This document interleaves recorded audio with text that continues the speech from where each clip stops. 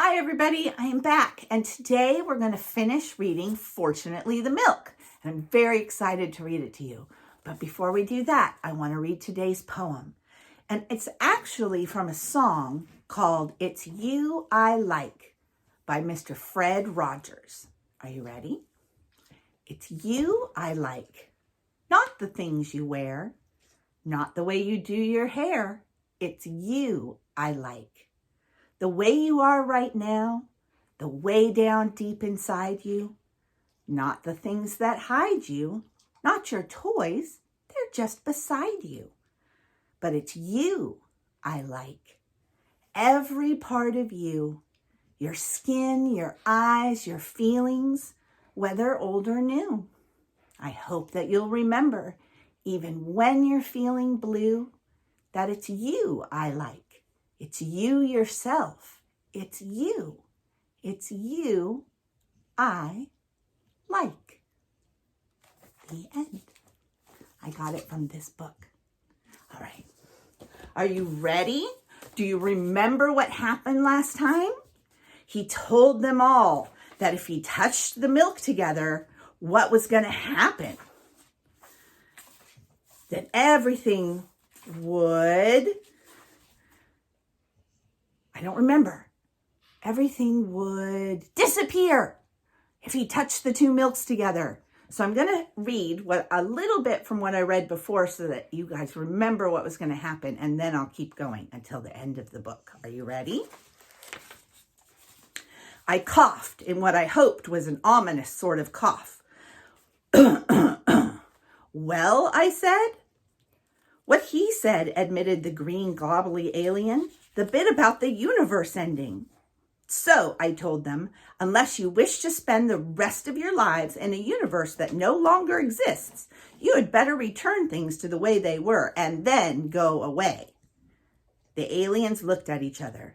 They grinned at each other. One of them pressed the Grundledorfer.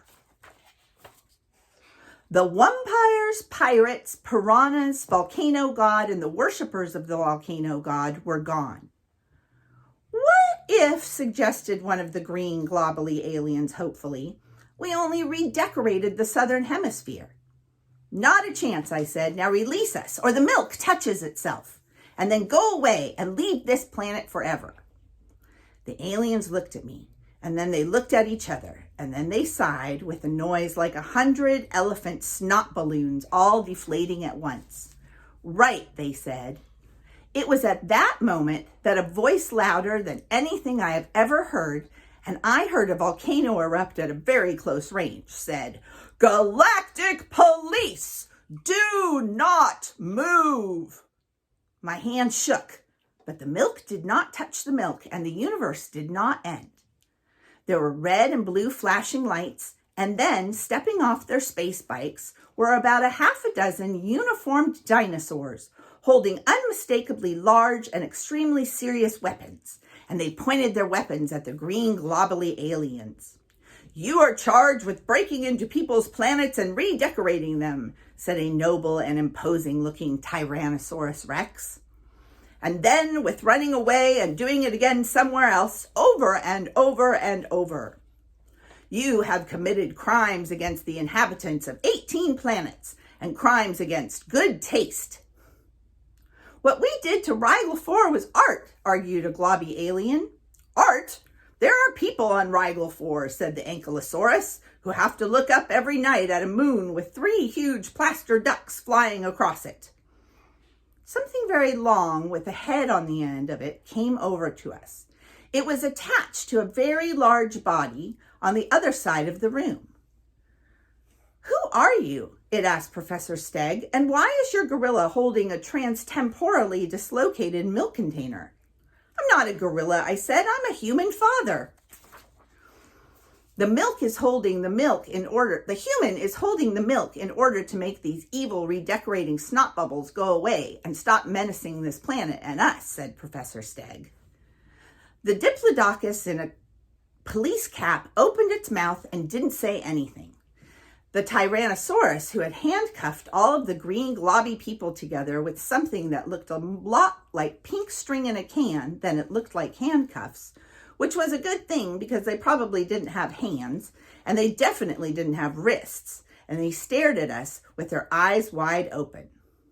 "A great day in the morning," he exclaimed. "A biped, a stegosaurus, a floaty ball person carrier," and he stopped as if unable to go on. And there's the dinosaur. And it might be Diplodocus and it might be Diplodocus. I'm not sure.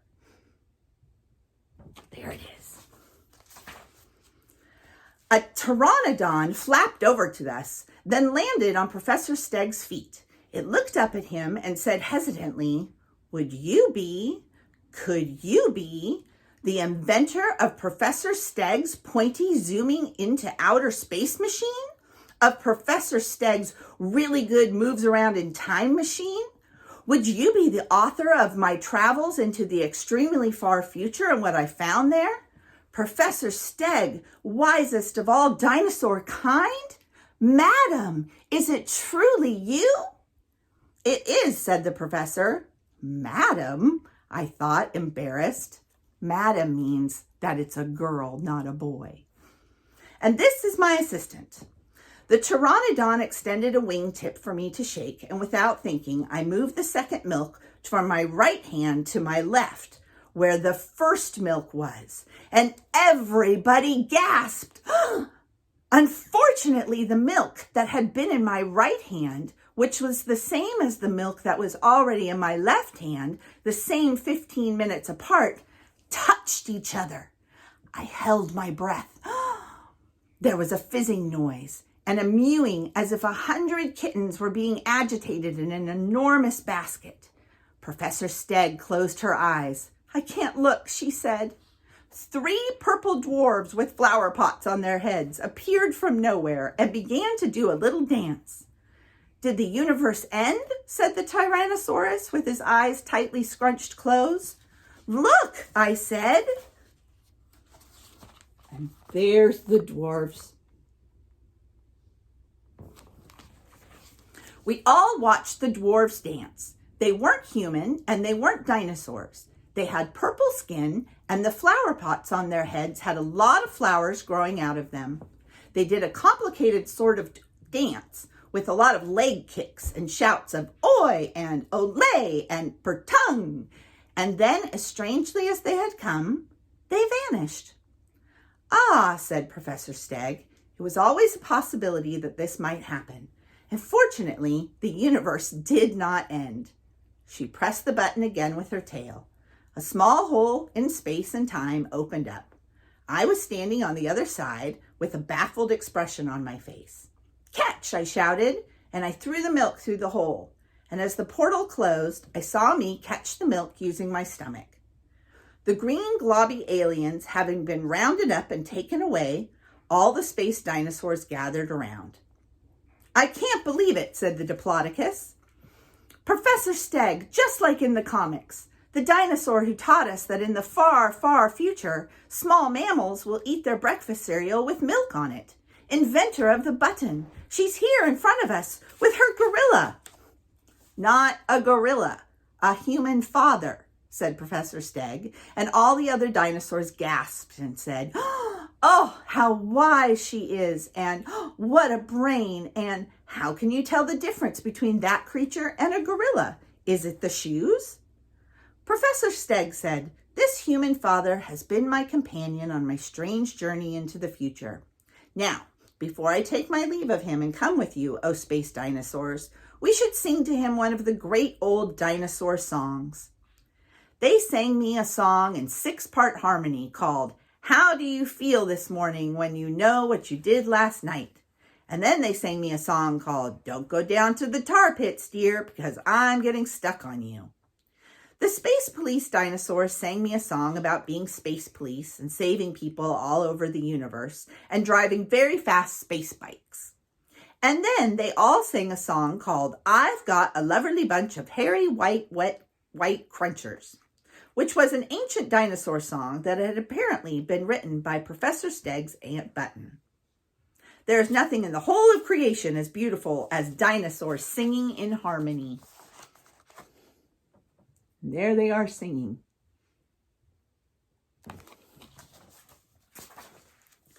Now, said Professor Stegg, I shall go off in my floaty ball person carrier with my newfound dinosaur space police friends, and I shall explore the universe, and then I shall return to my own time and write a book about it. You actually write several books, said the Diplodocus. Professor Stegg's Guide to Everything in the Whole of the Future was my favorite. It's very inspirational. I said goodbye to all of the dinosaurs. I thanked Professor Stegg for saving my life. Not at all, she said. We were both fortunate that you had the milk with you. It's not every container of milk that saves the world after all. That was me that saved the world, I said, not the milk.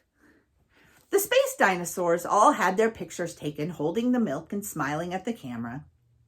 What are you going to do with the milk, they asked me. Are you going to put it in a museum? No, I am not, I told them. I am going to give it to my children for their breakfast cereal, and possibly I will pour some in my tea. Professor Stegg nipped back up the rope ladder and climbed into the gondola of her balloon. The last I saw of her, of any of them, the whole inside of the saucer was fading into light so bright I had to close my eyes and look away. And then I was standing on the back door of our house, none the worse for wear. Fortunately, the dinosaurs had given me back the milk after they had their photos taken with it. And so I came in. And here I am. And there he is, waving goodbye. He's back at his house. That was what my dad said. I looked at my sister, and my sister looked at me. And then we both looked around the kitchen, at the calendar on the wall with the hot air balloons on it, at my dinosaur models and my sister's ponies and my sister's vampire books, at the picture of the volcano I had painted when I was little last year and which is still up on the wall by the fridge. We looked at those things, and we looked at my dad. You know, we don't believe any of this, said my sister. We don't, I told him. Not any of it. Especially not how you saved the world from being remodeled or the pirates. Here's all the things that are in their kitchen.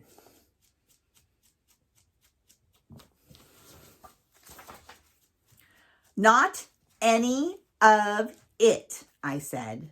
My father shrugged. Suit yourselves, he said, but it was all true and I can prove it. How? Yes, how? Asked my little sister. Well, said my father, putting it down on the kitchen table. Here is the milk.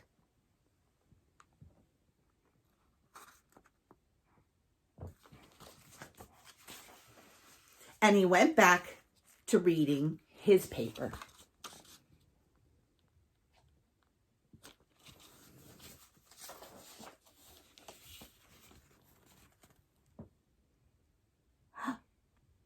What's on the bottom of the milk?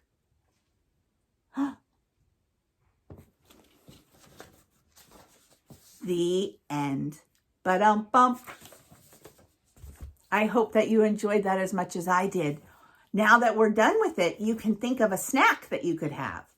I think I'm going to have some cereal with milk. All right. I'll see you next time. And I think our next story is going to be Mary Poppins. So I hope that you'll join me for that. All right. Bye.